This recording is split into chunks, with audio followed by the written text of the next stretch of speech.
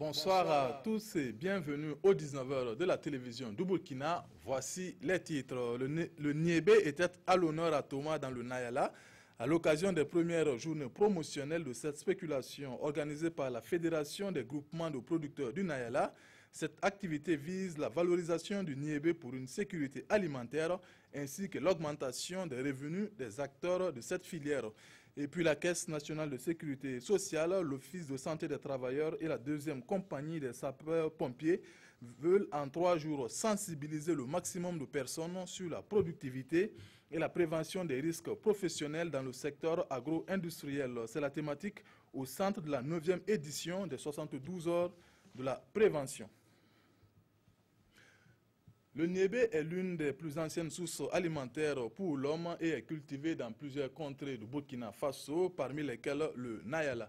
Les producteurs de cette province, regroupés au sein d'une fédération, viennent d'initier les premières journées promotionnelles de cette spéculation à Thomas. Assurer la sécurité alimentaire et augmenter les revenus des acteurs de cette filière constituent les objectifs de cette activité. À l'occasion, des transformatrices ont montré leur savoir-faire. Reportage Edouard Ouedraogo et Karim Ouedraogo. Ce sont des produits agroalimentaires à base du Niébé qui sont exposés lors de cette première édition de la journée promotionnelle du Niébé. 2 jours de partage d'expériences et de démonstration de la qualité nutritionnelle du Niébé. On a transformé des biscuits de Niébé, couscous de Niébé. Oui, en vantine de Niébé. Bon, en tout cas, ça se passe bien. C'est l'année passée qu'on a eu l'idée à transformation à base de Niébé. La viande de Niébé, couscous de Niébé, faro surprise, faro simple. Cette journée promotionnelle du Niébé, organisée par la Fédération des groupements de producteurs du Niébé du Nayala, se veut être un espace de valorisation de la filière. C'est pour faire connaître à nos braves agricultrices-là que ce n'est pas seulement la production du Niébé, mais pour avoir la valeur ajoutée, il faut le transformer. Quand vous regardez, il y a des femmes, des transformatrices au niveau de la province qui ont été formées grâce toujours à des structures déconcentrées de l'État et de la FGPN même, qui arrivent à transformer, mais pas en quantité. Les transformatrices du Niébé bénéficient de l'appui de l'État dans le but de lutter contre l'insécurité alimentaire. L'État burkinabé accompagne de façon particulière les femmes produites de Niébé à travers la dotation gratuite en semences certifiées de Niébé. La Fédération des groupements de producteurs du Niébé du Nayala souhaite que cette activité soit une réalité au Burkina Faso et plus particulièrement dans la province. Une activité qui va contribuer à l'augmentation des revenus des femmes. Le comité régional de lutte contre la drogue a organisé à Dédougou, chef-lieu de la région de la boucle de Mouhoun, une séance de sensibilisation et d'information sur les méfaits de la drogue. Il s'est agi d'amener les acteurs régionaux à s'impliquer fortement dans la lutte contre la consommation de ce stupéfiant. Edouard Ouedraogo, Karim Ouedraogo.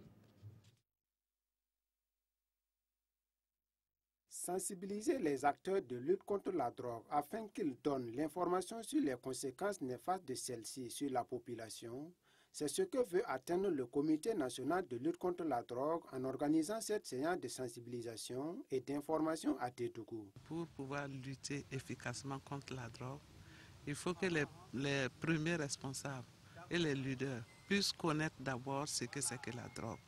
S'ils connaissent ce que c'est que la drogue, s'ils connaissent les méfaits de l'abus des drogues sur nos populations, nous pensons que ces décideurs-là vont pouvoir prendre les bonnes décisions, ils vont pouvoir mettre en place des bonnes stratégies. Si au niveau des 13 régions, ils ont des bonnes stratégies, nous pensons que la lutte est gagnée. Les décideurs politiques et les acteurs de lutte contre la drogue au Burkina Faso constatent que le phénomène prend de l'ampleur au niveau de la jeunesse et le temps est venu de s'impliquer toutes les couches sociales dans la lutte. Ma juridiction est en tout cas une longue frontière avec les pays voisins.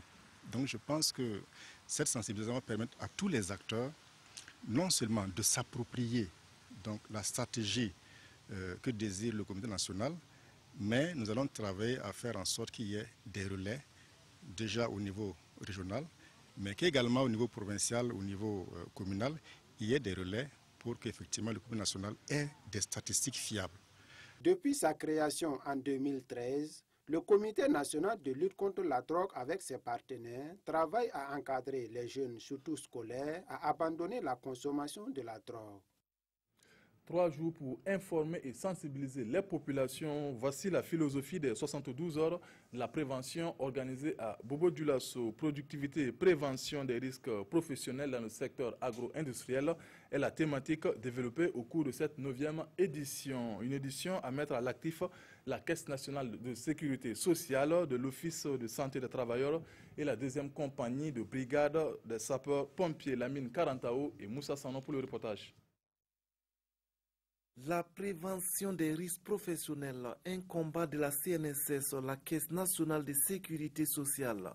Cette année, c'est le secteur agro-industriel qui est ciblé et c'est à travers la 9e édition des 72 heures de la prévention, une activité dont le programme prévoit des panels et des visites de terrain. Nous allons faire un état des lieux sur le secteur agro-industriel.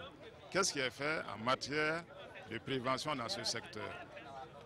Il va s'en suivre donc des exposés, des communications de 4 entreprises qui appartiennent à ce secteur sur ce qu'ils font en matière de prévention. Et demain, nous allons nous déplacer dans 2 entreprises de la place qui relèvent du secteur agro-industriel pour identifier les dangers et à la fin formuler des recommandations. Contribuer à la maîtrise des risques professionnels dans le secteur agro-industriel afin aussi d'améliorer les performances. C'est l'objectif principal de ces 72 heures de la prévention. Notre pays est essentiellement agricole et de plus en plus il y a des transformations de ces produits d'agriculture. Voilà. Et nous sommes dit qu'il faut aller dans ce domaine, voilà, où il y a certainement beaucoup plus de gens qui n'ont pas de niveau très élevé aussi, voilà, pour vraiment donner des conseils afin d'éviter les accidents qui peuvent être plus nombreux aussi dans le domaine. La CNSS est une actrice du premier plan dans la prévention des risques professionnels au Burkina. De 3039 accidents de travail et maladies recensés en 2003, grâce aux efforts, elle était à 2012 en 2014, soit une baisse de 34,83%. Des associations ONG de Bobo-Dioulasso renforcent leurs capacités. Elles ont bénéficié d'une formation de 5 jours sur la gestion fiscale et juridique ainsi que sur les techniques de recherche de financement. Une centaine de structures étaient concernées par cette session de formation. Hassan Gourabou et Moussa Sanon. Ils sont présidents, secrétaires généraux, comptables ou trésoriers d'associations ou d'ONG. Ces hommes et femmes achèvent 5 jours de formation ici à Bobo-Dioulasso, une formation axée sur la gestion juridique et fiscale de les structures, ainsi que sur les techniques de recherche de financement. Nous avons constaté que la formation était vraiment nécessaire pour tout ce qu'on fait comme activité. Quand on connaît, on peut donner le maximum. Mais si on ne connaît pas, on travaille dans l'ignorance et on n'atteint pas les objectifs que nous voulons. C'est ce constat qui nous a amené à approcher les différents partenaires techniques, pédagogiques pour avoir cette formation. Les participants à cette formation sont beaucoup attendus. Ils devraient permettre aux associations et ONG à mieux se porter.